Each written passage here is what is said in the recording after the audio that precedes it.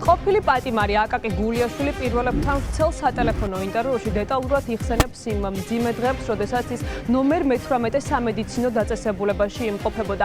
ის პირდაპირ ადებს ხელს და ადანაშაულებს ამავე დაწესებულების მედპერსონალს და მათ შორის ამავე დაწესებულების დირექტორს დავით დარასელიას მისი ჯანმრთელობის მდგომარეობის გაუარესებაში, რამაც საბოლოოდ მისი სრულად დაბრმავება და მხედველობის დაკარგვა გამოიწვია. Როგორც აკაკი გულიაშვილი ამბობს და ამტკიცებს, სწორედ დავით დარასელიას მითითებით მოქმედებდნენ სამედიცინო პერსონალი მის წინააღმდეგ, შეიძლება ასეც ითქვას, და სწორედ ამ მითითებების გამო არ უტარდებოდა მას სათანადო მკურნალობა და სათანადო კვლევა, რადგან დარასელიასა და გულიაშვილს შორის, როგორც ის ამბობს, პირადი კონფლიქტი არსებობდა. რაც შეეხება მომხდარს, აკაკი გულიაშვილს 2023 წელს აბაზანაში ნომერ მერვე პენიტენციური დაწესებულების აბაზანაში დაცემის შედეგად მძიმე დაზიანებები ჰქონდა და მისი მტკიცებით ის საჭიროებდა სპეციალურ გამოკვლევებს და შემდგომ უკვე მკურნალობას, რაც მისი თქმით არ ჩაუტარდა და რამაც საბოლოოდ გამოიწვია მისი მხედველობის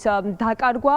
ის ასევე ასახელებს ორ კვლევას, მაგნიტორეზონანსულ ტომოგრაფიას, რომელიც ასევე ჩაუტარდა მას კონტრასტით, რაზეც როგორც აღმოჩნდა და როგორც თავად ამტკიცებს, აღმოჩნდა ალერგიული, რამაც გამოიწვია გართულება, თვალების შეშუპება, დაჩირქება და ასე შემდგომ, რამაც საბოლოოდ მიიყვანა ის დაბრმავებამდე. შესაბამისად, სრულ პასუხისმგებლობას აკაკი გულიაშვილი სწორედ ნომერ 18 პენიტენციური დაწესებულების დირექტორს დავით დარასელიას და შესაბამისად მედპერსონალს აკისრებს. ახლა კი 30 წლის კაცის ჯანმრთელობის მდგომარეობა იმდენად არის დამძიმებული, რომ მას საქართველოში ქართველი მედიკოსები ვერ პირდებიან მხედველობის აღდგენას და ის აპირებს მკურნალობის უკვე საზღვარგარეთ გაგრძელებას.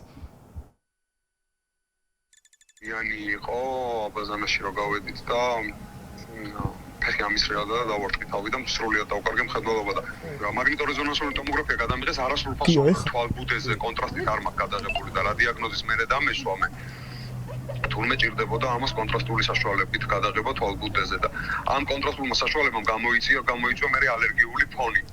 ძალიან დიდი თვალები გამისივდა და მიწითლდა და ნუ რავი საშინაო მდგომარეობაში ვიყავი, რაც სამედიცინო ბარათი საერთოდ არ შეუტანია. მაგრამ მხედველობის დაკარგვის ფონზე გადამიყვანეს მე-18 დაწესებულებაში და ნუ მხედველობა დაკარგული ადამიანი კიდე რო რაღაცა აწუხებს საშინელებაა. მოუყევი ყველაფერი და საერთოდ არ მიიჩნიეს არც იქ ჩვეულებრივად უყურადღებოდ ჩათვალეს და იმას გამიყვანეს კვლავ MRT-ზე ისევ. მაგნიტორეზონანსულ ტომოგრაფიაზე 3D-ზე კონტრასტით და კონტრასტულმა საშუალებამ კიდე რო კონტრასტით გადამიღეს.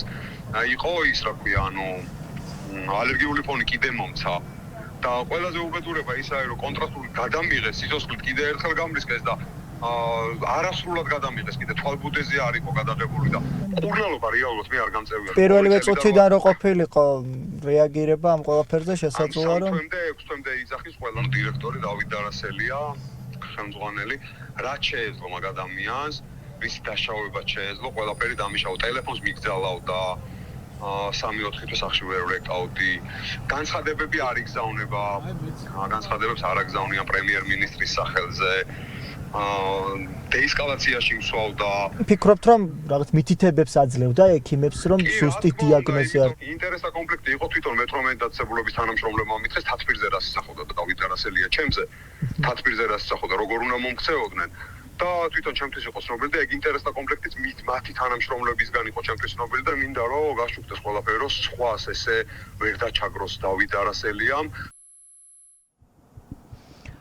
მხედველობის დაკარგვის შემდგომ აკაკი გულიაშვილმა სპეციალურ კომისიას რამდენჯერმე მიმართა აკკვეთი ღონისძიების შეცვლის შესახებ, უფრო კონკრეტულად ორჯერ მიმართა, ორივეჯერ მიიღო უარი აკკვეთი ღონისძიების გადასინჯვასთან დაკავშირებით. შემდგომ უკვე ეს გადაწყვეტილება იქნა გასაჩივრებული და ამის შემდგომ დააკმაყოფილეს ეს საჩივარი და 2026 წლის თებერვალში მოხდა უკვე აკაკი გულიაშვილის საპატიმრო დაწესებულებიდან გათავისუფლება. როგორც მისი უფლება-დამცველი ამბობს, ახლა სახეზე არის ადამიანის უფლებების შელახვა ნათელი მაგალითი და ის აანონსებს, რომ საქმეს სტრასბურგში წაიღებს.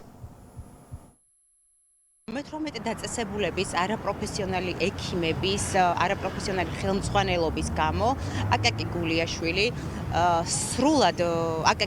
სრულად ვეღარ აღუდგება მხედველობა თვალებიდან, იქიდან გამომდინარე, რომ მან მისი სამედიცინო დასკვნები, ანალიზები უკვე გააგზავნა საკმაოდ ცნობილ კლინიკებში, საზღვარგარეთ და ეუბნებიან, რომ დრო არის იმდენი ხანი უკვე გასული, რომ ფიზიკურად ვეღარ მოხერხდება მისი მხედველობის აღდგენა. უთოს კომისიაზე გქონდა შეტანილი ორჯერ, პირველ შემთხვევაში იყო უარი, მეორე შემთხვევაშიც უარი იყო, თუმცა ჩვენი მხრიდან მოხდა მისი გასაჩივრება უკვე საბოლოო ინსტანციამ აკაკი გულიაშვილის მიმართ გამოიტანა დადებითი გადაწყვეტილება და 2026 წლის 18 თებერვალს გაათავისუფლა საჯარო აღსრულების დაწესებულებიდან. ჩვენ ვაპირებთ, რომ სტრასბურგში წავიღოთ აღნიშნული საჩივარი. დაწყებული არის ამ საჩივრის აწყობა და შესაბამისად მოუწევს სახელმწიფოს პასუხი აგოს ადამიანის ჯანმრთელობას.